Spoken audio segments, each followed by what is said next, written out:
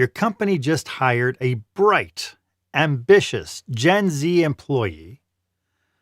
Meanwhile, your veteran team member, let's call him Bob, has been with the company since dial-up internet was the thing.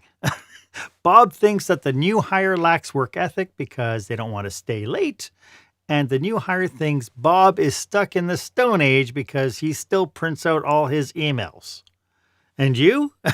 You're stuck in the middle, watching productivity plummet while resentment quietly brews like an office coffee pot that no one has wanted to clean in years. But here's the thing. Ineffective leadership is leading to toxic workplace cultures. Companies lose millions each year because of these generational disconnects. Miscommunications, disengagement, and high turnover that could be avoided. And that's what we're talking about today on Marc Haine Live.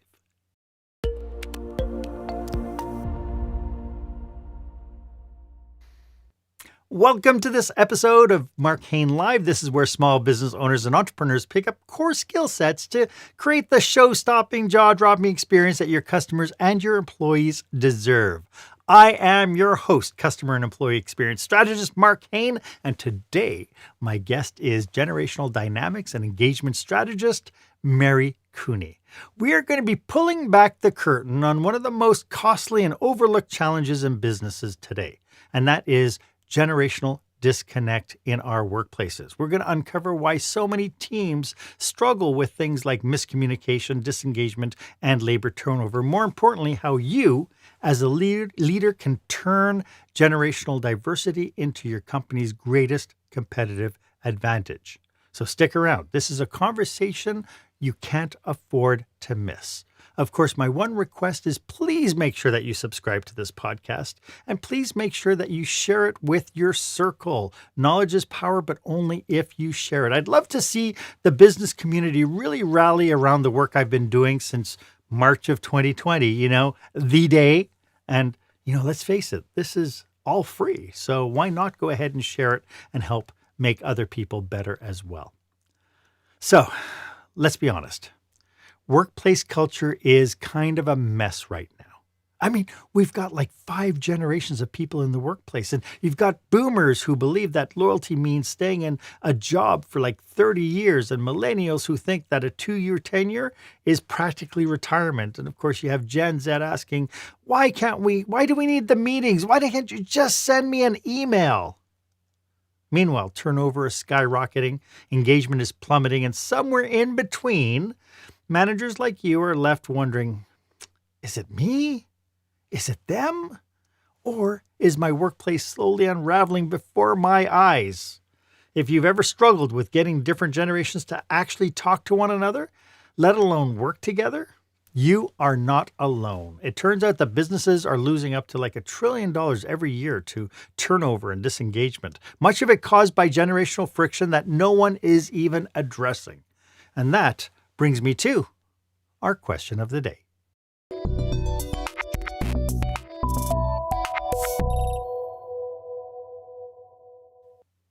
So, how much is miscommunication, turnover, disengagement between generations costing your business? Have you even taken a look at it, or are you just shrugging it off, just thinking, it's just the way life is now? I'd love to get your insights. Why don't you go ahead and share this episode on your favorite social media platform, hashtag it Experience Leadership, put down your comments, and become part of this conversation. As I mentioned, today's guest is someone who has spent decades decoding one of the biggest workplace mysteries of our time, how different generations think, work, and sometimes don't communicate. Dr. Mary Cooney is a generational dynamics and engagement strategist and the founder of Generation IQ. With over 20 years of experience as a university professor, she had a front row seat to the evolution of Gen X's, millennials, and now Gen Z's, not just in the classroom, but as they entered the workforce. She's worked with major organizations like Wayne State University, Blue Cross Blue Shield, and Consumers Energy to bridge the generational gaps and turn workplace friction into collaboration, engagement, and of course, retention. But what makes Mary truly stand out isn't just her research, it's her ability to translate big, expensive business problems into practical solutions that actually work. Mary, it is so great to have you on the show. Welcome. Oh, thank you, Mark. I'm delighted to be here. And just your introduction alone has got me energized about this. You Yay! communicate the problem so well. Yay! Terrific. So Mary, maybe you can dig in a little bit deeper into what you do for your clients. Like, who are your clients, and how do you help them? Okay. Well, as you mentioned, my clientele cuts quite a broad swath. I've worked with people in higher education, in the court system, in various businesses, service industries. And I think that's because it's like in every walk of life, every business avenue we have, people are encountering this challenge of working with so many different generations right now. And I will say, if you are a leader who is oriented towards a culture in your workplace in which people, you know that you want people to feel like they belong, and because you know that once they do, they are going to be able to work more productively and collaborate and achieve, that end goal. It honestly doesn't matter exactly what kind of product you're turning out. This is about how do we get to that shared goal that we have.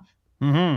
Yeah, it's really interesting because I one of the in my business I deal a lot with the legacy baby boomer owner operators and managers, and there's a lot of Mhm. finger pointing. Do you think that there's a generation in leadership roles right now that are handling generational differences better than others, or is it just Pandora's box of just all these issues come to the surface because you got all these different generations? Yeah. Honestly, no one generation gets it any better than another generation. And that's because of what we call, that kind of confirmation bias, Hmm. whereby the perspective that I have or the way I see the world, I assume that that's the best viewpoint. And the cohort of people that I grew up with and the way that we all view the world, well, that's got to be the best one because that's the one that served us. Right. And that's true whether you're a boomer, an Xer, a Z. And so the reason we have this conflict is, you said, a wide variety of generations, every every one of which has strong value. And that's what I really want to say is no generation is more important than another. And yet we all tend naturally to think, but we are more important than any other. So, one of the first things we have to do if we want to get beyond the rut that we're in is to challenge the assumptions we make about uh, the significance of our generation, or Right. sometimes we put down our generation. But then we have to expand and start challenging the assumptions we make about other generations. And in some ways, I guess that needs to begin with leaders because, after all, they set the tone Right. for how the rest of the company is going to work. But this is actually a challenge for everybody on the teams because, as you said, up until now, generational inclusion has largely gone unaddressed. Right. And what you also said is we see all these different disconnects with turnover and disengagement and low morale, all thinking that it must be a problem somewhere, but not kind of peeking under the covers to say, oh, there could be some generational differences here, which are really cultural differences. There's 5 different Exactly. cultures here. Yeah. Yeah. And so, how do we bridge those? Yeah. So what are some of the biggest misconceptions leaders have about the different generations in the workplace? What are some of the things you're hearing? Well, it's definitely, I will speak from what I knew. I'm a boomer, and well, I'm hesitating a minute. Do I want to talk about what the generalities are? But the first thing that I discovered where I really encountered generational difference uh, was when millennials came into my classroom. I taught for about 20 years, and that was the first time I thought, "Ooh, this is big. They really see things different." And their big thing was they were willing to challenge me, and their big thing was they needed to know context. Why are we doing the things we are doing? And my first response to their challenges was to say, "You can't talk to me like this. I'm the teacher." I took this desire to know why as a threat to my authority. So, you see, us boomers were raised that you didn't ask why. For me growing up to say, well, why, meant because I I heard back because I said so. And we just didn't go further than that. Authority, That was the just said, yeah, conversation killer, wasn't it? Because I said no, so. Okay, fine. yeah. And so, right then and there, I had to learn that if I did not engage my millennial students by talking, just having conversations, and here's something, Marc, that I think we want to, like write on the board conversations. We need to start having conversations with different generations in different ways to set context, to help them understand why and how what they're doing actually fits in to the bigger service of the company.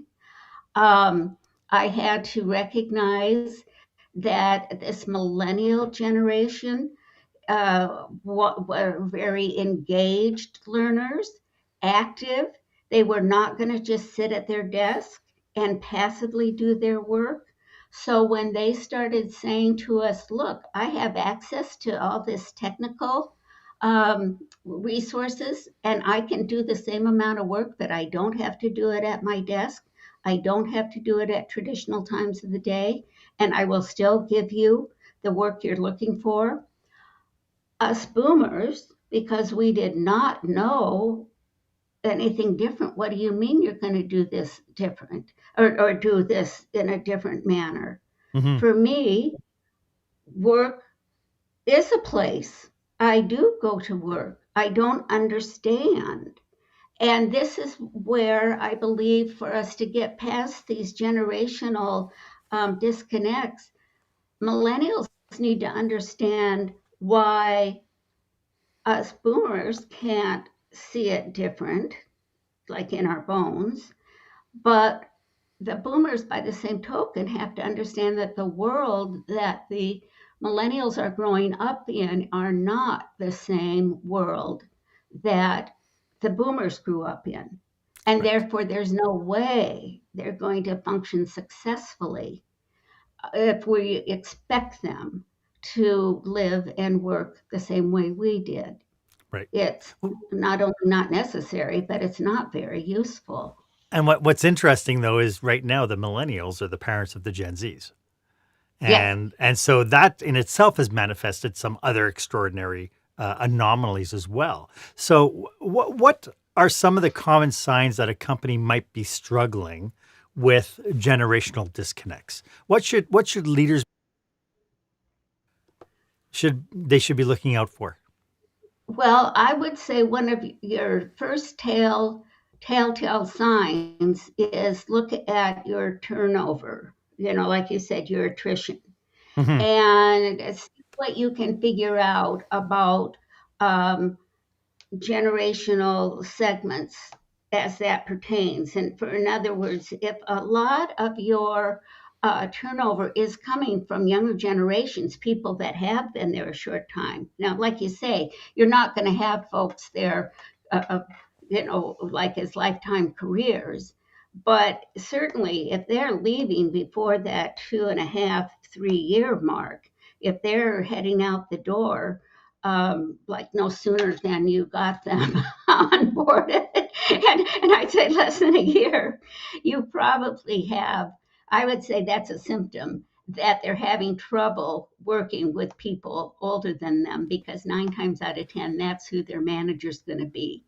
And Yeah. what they'll often say is, I don't feel respected, I do not feel heard, and I do not feel that my needs are being basically accommodated. Yeah. And part of what we've got to be able to work out together is the fact that even though some of the needs are different, it does not mean that the goals cannot be met. Right. It's interesting because I was just doing a presentation to a organization, to an association. And of course, associations right now are just clamoring for new members and they want to get the younger generation in. But yet, when I was speaking at this one particular conference, I had two Gen Zs come to me and they said, Mark, we have a problem because we joined the association because a teacher said it was a good idea to do this. And now that we're in the workspace, we want to participate. We joined the board, but now every single time we come up with an idea or with a different way of looking at things or doing things, we get shut down by the older members. And a lot of it happens with statements like, you don't know what it's like, or you don't understand how this works, or we've never done it this way. And they get completely shut down. So when you say that attrition kind of is the major sign, that is a symptom that you have all these other little issues happening before attrition ever does. Oh, yes, you're absolutely right. Because I would say that attrition problem, that's the final That's chunk, the right? I final mean, that's goodbye. when all else fails, is that those Gen Zs are going to decide that theoretically it would be a good idea for me to be part of this organization, but it's not worth the hassle and it's not worth feeling belittled, and I'll just figure out another way to network, or to build experience. So you're right. Before we get to that problem of the final goodbye, uh, it is, I think, when people, let's say we were onboarding them and we're not recognizing that no matter how young, or we might say inexperienced, someone is, they do come to us with some form of expertise. Everybody knows something. And here's what I think the older gen has to recognize, maybe more than ever before, is that our Zs and our younger millennials, they have got some tech savvy that we honestly don't have, at least not intrinsically, because things are happening so fast. Mm-hmm. And all I have to say is, 2 letters, AI. Mm-hmm. And if we do not have this young gen with their agile intellect that can pick up on things and adapt to things and help us problem solve in that innovative way, the future of our company is going to be in jeopardy. Does Yeah. that mean that this brand new person I hire, we just, give them free rein and just say, well, do whatever because I don't know what you're about? No, because then the role of the older person in the company, the elders, is to help, guide, or again, provide context for the innovation that the younger gen is bringing to us. They can ask the questions, such as, how are we going to use this? What's it going to do for us that we haven't been able to do thus far? Where is it going to take us? That's a whole different question than this judgmental put down of, well, you're not allowed to talk at a meeting.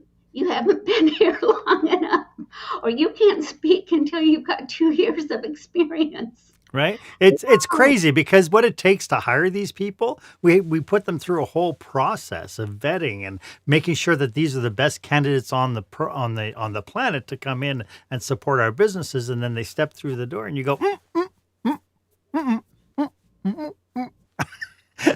so we know that leaders, like I love the fact that you recognize that leaders kind of being the top tier really set that tone. But can you share how leaders might be unknowingly sabotaging itself because of the generational friction and what they see, like the because there's so many different aspects that we're talking about today. One is the leaders themselves kind of discrediting the new generations, but there's also this thing about being able to recognize the friction as it's happening, and then actually having the cojones to actually do something about it. Well, here's where I believe what I would call building some generational intelligence comes into play. And by that I mean, let's just take a brief time out and learn about the background or the backstory of every generation, um, the world we were born into, and how we came to understand and perceive the world, which then informs the way that we act in it and the expectations that we have. And to some extent, I feel that the bosses, whether they be traditionalists, boomers, older Xers, we need to probably begin, honestly, by understanding with some insight the generation that we grew up in. I know we know the facts, but how what does it mean for me today by virtue of the fact that when I came to work, I had to keep my head down and I had to wait for someone to come and anoint me, to say, you are doing good work, you are not causing any trouble. I like the way you're emulating everybody else around here. And therefore, am going to honor you with a promotion, and you are going to work your way up the ranks. And someday you will get to be the boss and tell other people what to do. Why do we boomers do that? Because it's what we learned from our traditionalist parents.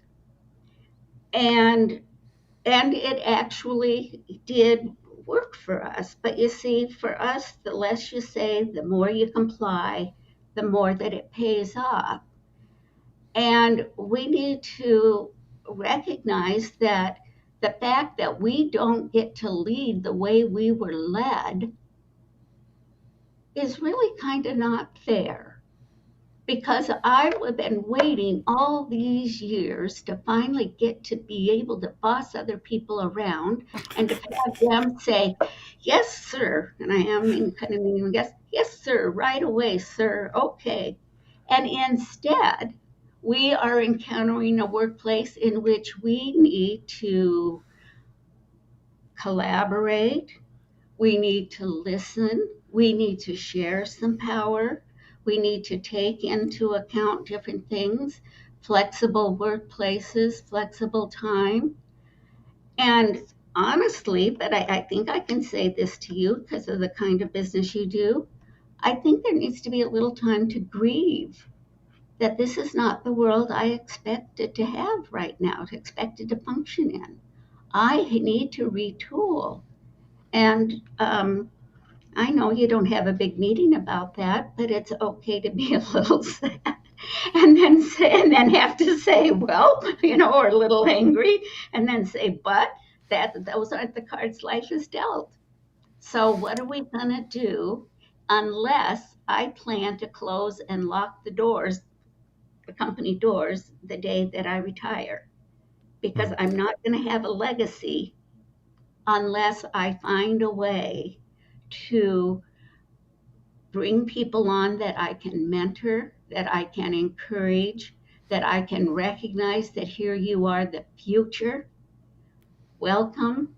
I don't completely understand you. I may never understand you, but here's the key: I'm curious. Hmm. soon as we can switch judgment for curiosity, and it's some questions that are as simple and basic as, can you help me understand why Yeah. it's so important that you not come into the office every day of the week? Just, Yeah. I mean, really, just help me understand. And then if I can in turn say, well, I got to tell you, and I would say this, I love coming to the office every day of the week because it's kind of my happy place. I like seeing people, I like being around people. And there we've just shared two different perspectives. It's not to say that either one is better than the other, but I need to have no shame for the fact that the office is an important place to me. And the other person needs to have no shame about the fact that no, office, too much office is stress, Hmm. but balanced, it's healthy. Yeah. It's interesting because you've outlined kind of two key components, I think, to the solution of what we've been talking about today. One is curiosity being the first one. And then the second one is actually using that curiosity to create conversations. When we come back, I'd like to talk more about solutions, thinking about we know what the problem is, we know the consequences. Now let's find out some actionable steps that people who are tuning in can take. And we'll get to that right after this. When the spotlight shines on your business, are customers applauding or yawning? In other words, how is your business performing? Make your business a star with the new book, Lights, Camera, Action, Business Operational Excellence Through the Lens of Live Theater by Marc Haine. Marc uses his business and acting experience to help you see your business like a live show so you can create a performance your customers will never forget. Buy Lights, Camera, Action today at your favorite online retailer or directly at marchaine.com.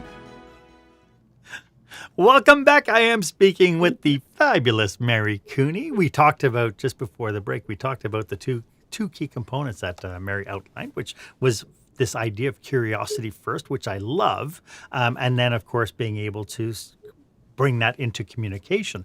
Do you find that the different generations, baby boomers in particular, have a really hard time with having the humility to say, wait a second, I don't have all the answers? Yep. Because again, we were shamed for not having the answers. If you think back to school for us, it Yeah. was we were, indoctrinated with knowledge, and you had to give the knowledge back. And if you didn't have that knowledge, points were deducted. You failed the exam, you were embarrassed in front of the class. Oh Lordy, now I'm really, ugh. No, you progressed according to your expertise, and that's how you won the game. Hmm. And remember too, we could not say to somebody, "Oh, just a minute, I'll Google that." Right. Uh, to go do some research, could mean having to go to the library and go through the card catalog. So it could be that we were sometimes making up the answer on the fly, Hmm. but you never wanted anyone to know. So I think there was a lot of posturing that went on, Oh yeah. but Well, we you mentioned never, expectations, being an employee, and then looking at, at some point I'm going to be the boss. And I know as a younger person, I couldn't wait till I was the boss and had all the answers. And then I became the boss and realized I don't have all the answers. And it's like, wait a second, somebody lied to me. yeah, yeah. And I think one of the things that can help us in today's world, because knowledge and information is so ubiquitous, Hmm. uh, that can it be a relief for us older bosses to think, oh, I don't have to have all the knowledge anymore. Right. It's not necessary. But what I do need to have, and this is what our value is as older generation, is we have what's known as crystallized knowledge. And that means knowledge that's just come from years of experience. That I've been around the block, I've lived through things, and remember, we have some people skills, hopefully we should, because of how much face-to-face interaction we've had with folks over the years. And if we can just use that and say, now this is something I definitely have, that young people do not have because they haven't lived long enough. And if I can use that with some wisdom and some compassion, I promise you, you will have young people following you because they're going to be looking for mentorship. They're looking for that, boss as coach, somebody that's not hollering out directions, but somebody that is encouraging, making corrections, that lets people know this is the expectation, this is the deadline, gives some And autonomy. and questioning outcomes as well, right? Like when an idea comes to the forefront, instead of just shooting it down, to be able to turn around and say, okay, well, let's play the yes and game, which is a nice improv game. And what would that look like? Let's explore what that would look like and see what would happen, right? Yeah. And that's what became my experience as a teacher, Hmm. is that as I became more interactive and willing to trust that these students had the capacity to solve problems, to come up with, creative answers to questions and problems. And that, again, I was there to provide the support as well as structure. Then they would come to me to ask for help, to make sure things were going okay. Young folks don't want to just be running around, reinventing the world on their own. Now that they might talk like that, but that's bravado. They really do crave leadership, but it has to happen in a way that affirms dignity. Yeah, and it has to be personalized now with the newer generations. It has to be. It's almost like, I said in one particular brainstorming session that I think that we need to clear the deck for managers to become leaders, but that leadership is centered around being a coach first, which means we need to take all the stuff off the to-do list and make their number one priority the people in their charge, the people that they're there to mentor and coach forward, and give them the space to be able to make that happen. And I think, to your point, once we have kind of leveraged the idea of curiosity, I'd like to see your perspective on this. It's interesting that you said that. Can we explore your belief system, or can we explore why you think that? And let's kind of play with it. And then even bringing other people into the fold and say, hey, we have this belief system. Does anybody else see something different? Right? Yeah. And the amount of innovation and collaboration that can happen just by, again, dropping this bravado thing of I'm the boss, to actually having humility and saying, hey, let's pull on the magic that we hired into our business, and let's tap into the brilliance that we have in the people I surround myself with.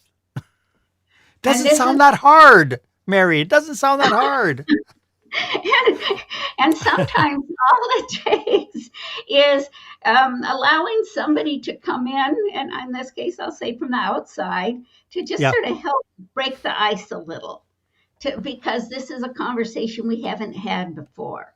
Right. And to help, sometimes we call it a candid conversation, or we're just going to have an introduction to what, these 5 generations are. I know I've gotten feedback um, from younger generations when we've had these kind of conversations saying, oh my gosh, this is the first time I've heard anyone talk about Gen Z without it being laden with judgment. And And finger pointing. yeah, finger pointing. And I've had sometimes a member of the older generation saying, oh, I do no longer feel like I'm about to be obsolete. Hmm. I I feel like actually I do have a role here. My experience is necessary. Mhm. And that's the key. And this is the part, Mark, too, when let's say we can get these notions of leadership that you're talking about, the leader that's got some humility, that doesn't feel like I have to go be the big know it all, and I can help coach. And I recognize the special gifts that young gen brings, as well as what us older generations bring. Well, the people that are specialists in innovation and creativity, and you're an artist, know that when when you have the kind of diversity of ideas that younger and older generation can bring to the table, that's where some of the best innovative problem solving can come from. Because of what I mentioned earlier, you've got the agile intellect of folks that don't need prior experience. They know how to think of like 5 new things before breakfast. It's just intrinsic. As we get older, our agile intellect isn't as strong. But what does keep getting stronger is this crystallized intellect. So we can take those agile ideas and we can help say, based on my experience, I think this one of your 5 has legs. I think these are the key questions we need to answer to make it a go. And as a result, what you said, that magic that neither of us could have come up with on our own begins to evolve, and we see that we did this. It really does feel like it's an opportunity to take kind of this generational diversity challenge that we're all facing and actually harnessing it so that we can really kick into creating an advantage. And it could be it's a labor advantage, it's a competitive advantage, it's a customer service advantage. I mean, we really could turn this around, couldn't we? Yes. And I think this is what you're really helping us discuss today is we're not only figuring out ways to cope with our challenges today, but we're getting ready for the workplace of the future. One of your demographers and a futurist, Bradley Sherman. I don't know if you know his work. I think he's based in Toronto. And he talks a lot about how we're getting ready to we are entering the super age. And that means that we are now working in an aging world. In the US, I know that right now we have more people over the age of 60 than under 18. And in 5 more years, there will be more people over 65 than under 18. So that means more people over retirement age. But because people are living longer and because of better health care, folks are going to be working longer. So how are we working now to ensure that our workplace is conducive and welcoming and harnessing, as you said, those talents of the older worker, while at the same time incorporating the talents of the young workers, which, by the way, means there are fewer younger workers coming into the workplace. So fewer youth, more elders, and this business of being able to collaborate to make those wins. Yeah. This is where we're at. But let's be doing it now. Right. For the leaders who are tuning in right now, what's one action that they can take this week to start bridging the generational divide in their teams? I would say you want to start by having a conversation, an intentional conversation with somebody in a different generation, like maybe a younger generation, and ask them a question as simple as, and how do you see this? Like, be curious. I want to know what your perspective is on our latest initiative. And again, different companies are going to have different things, that they're contending with. I know the back to the workplace has been a big thing, but I want to know how you see this. It's the challenge is to become curious. Can I find somebody where I can ask a curiosity question? Because just in that, I'm setting aside my judgmental tendencies. And believe me, I'm in this business, but I can toss off, the judgments, the stereotypes. See, the stereotypes are so ingrained in us. Right. It does take real practice Right. to challenge those assumptions we make. Well, and one of the things that I've been preaching back to organizations has been this idea of reverse mentorship, where we not only create a top-down mentorship program, but also a bottom-up mentorship program, where it takes a lot of humility. It takes the I know it all off the table, and it says, why don't we bring people in and tap into their genius by helping them mentor us, even though they might not have a ton of experience. Their new eyes could create a new lens by which we could be looking at problems. And Yes. what's challenging is a lot of times you'll talk to younger people who maybe they were in college or university and they go, oh yeah, I did this project once. And then you look at it and you go, but this is real life. This is not a project. But it's like we need the humility to hear them out and be able to tap into it, because maybe what they're explaining is very, very real. Yes. And there's another emerging style of mentorship called co-mentorship or mutual mentorship. Mm-hmm. By a member of the older generation, younger generation are paired up, and they will identify, issues that they'd like to learn about, Mm-hmm. but they mentor each other so that they're honoring, again, this idea that each has some expertise that they bring to the table, and that there's some interdependence. Oftentimes, the younger member of the pair will help, with some of that latest technology, but even identifying trends. Trends are changing, and again, Mm-hmm. answering those questions: why is this happening? Where is this going? How do we deal with this?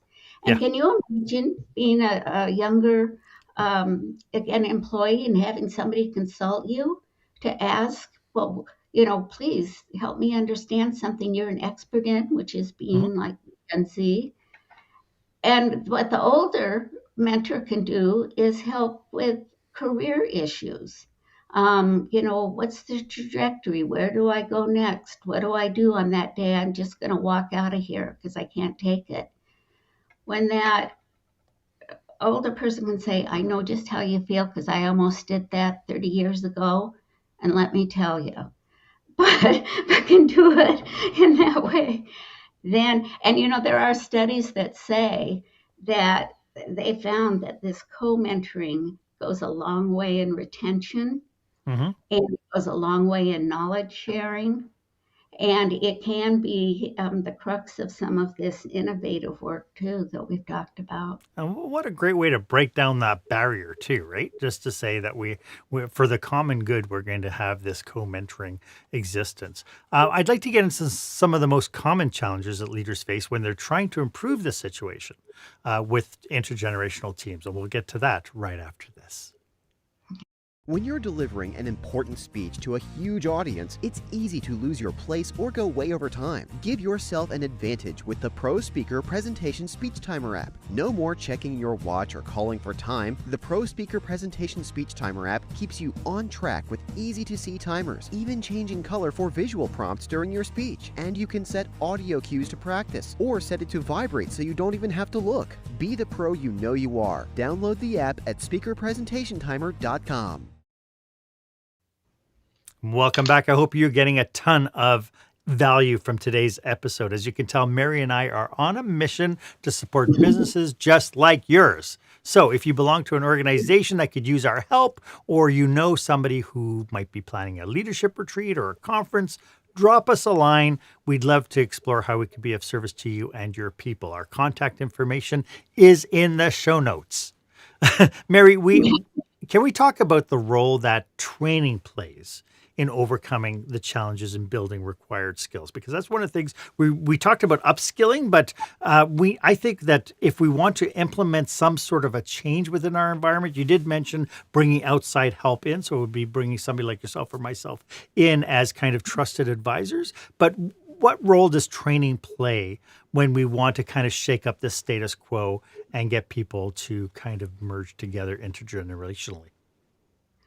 Well, frankly, I think training is essential because, as you have said, it's generational inclusion is by and large an unexplored topic in workplace culture and understanding. Now, there are a few workplaces that are already investigating this and incorporating it, but not many.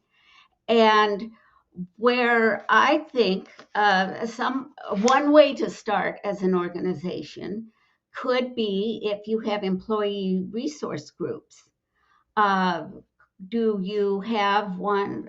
Sometimes there are groups that are concerned about age issues, especially if it has to do with age discrimination, or people that are trying to take care of aging parents and at the same time balance work life.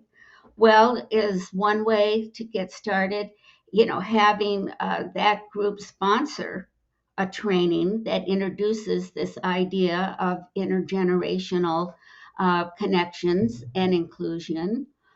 Or do you have a training session set aside, through your training group that is available to all people on teams, in which I call it generational diversity and why does it matter? And it is strictly an overview of what do we mean? Why do generations have the identities that they have? Therefore, the different perceptions of things. And then those beginning steps that we can take both ourselves as well as in our workplaces to um, to begin to recognize when we're getting stuck in those stereotypical tropes, Mm-hmm. as well as some other ways in which we can actually call on somebody because we're going to identify what strengths different generations have. So, when can we let those strengths on that team be brought to the fore and make sure we're plugging people into roles in which they can work from their strengths, which sometimes has a generational component to it. Mm. Yeah, I've been saying all too often that I believe that when we hire people, we bring people into our team, sometimes we limit their growth because we have a job description and we're not able to tap into their superpowers because it's like, we hired you to be a front desk clerk. That's all we want you to be. And it's like, you could be losing such promise of being able to support your business if you were to tap into kind of the superpowers that people bring to the forefront. Um, for those people tuning in, this is not necessarily, it sounds easy to change our mindset and change the way we behave as leaders, but what cautionaries and pitfalls should we be aware of as we try to look into our organization, try to shake that tree of complacency so that we can start tapping into the magic? Well, the first thing that happens, I know, and when I meet with organizations, is there's bound to be some resistance. Uh, No. yes, Resist, yes. really? Ugh. uh, as, uh, Sometimes it's the denial that, oh, this isn't such a big problem. And then they'll turn around and they'll start telling me about, the number of people who, again, the retention problems or morale problems, or how they try to have, some fun social gatherings, but people just don't seem to want to be showing up. So, there's disengagement problems. So I would say maybe one that to me is a symptom of not recognizing that sometimes the generational differences contribute to issues and you might not even know it. Hmm. So could you be willing to just investigate, to do some assessment work, to let people even have a conversation, and they can tell you whether or not they've ever felt that their age has sometimes been used against them or has caused them to be ignored. And again, this kind of discrimination, as it were, goes both ways. I mean, we talked about it. People feel Yeah. dismissed because they're getting older. people feel dismissed because they're young. And so it Mhm. happens to all of us. Um, It's interesting that you say that because one of my mentors is half my age, and ah, she's brilliant. She's absolutely brilliant, and I couldn't do what I've been doing without her input and feedback. One of the yeah, biggest challenges she has is that when she talks to somebody my age, I am the last of the baby boomers, um, people will look at her and go, "You're just on 30." It's like you don't have any life experience. How can you be my mentor? But it's absolutely incredible the knowledge and the power this person has that has opened up my view of the world so drastically. yes, yes. And and and those are unique and exciting relationships. And I'll bet it helps you know how valuable your work is when it's so relevant to somebody who's significantly younger than you, Mhm. that it holds value for younger generations. I know for me, when I've had those kinds of experiences, I do feel like it's helping me to create work experience for, again, for that next generation coming on, Mhm. Mhm. to help make the world a little easier for them to navigate, to know that they're important, that I'm here to support, that I want them to be successful. And when they can see that what they're giving is helping me be more successful, oh, you know, And they feel like they're working at a higher purpose because it's not about the paycheck. It's not even about the project necessarily. It's about how they now feel like they're contributing to something and they matter. Right. And I think I yeah. don't care if you're a baby boomer or whatever generation you are, every one of us wants to feel like we matter. And millennials, Gen Zs especially, Mhm. very purpose driven. Yeah. This has been such a great conversation, Mary. Could you let us everybody know how they can get a hold of you if they'd like to tap into your expertise? Yes. I would love for you to, uh, well, find me on LinkedIn, Mhm. at Mary Cooney. And you're welcome to send me an email. I would like that. Mary at generationiq.net. My website is Generation IQ, and call me up. I'm in the States, 248 563 1739. You could text, send me call me, like I said. Can we And text you at that number? yes, you can text me. There you But go. be sure to tell me who you are so I don't think So, just not somebody's think it's some creep. As weirdo. as we This has been Yeah. such a fabulous conversation. As we wrap up, do you have any last thoughts about what we've been talking about today? Well, I just had so much fun. This is my passion.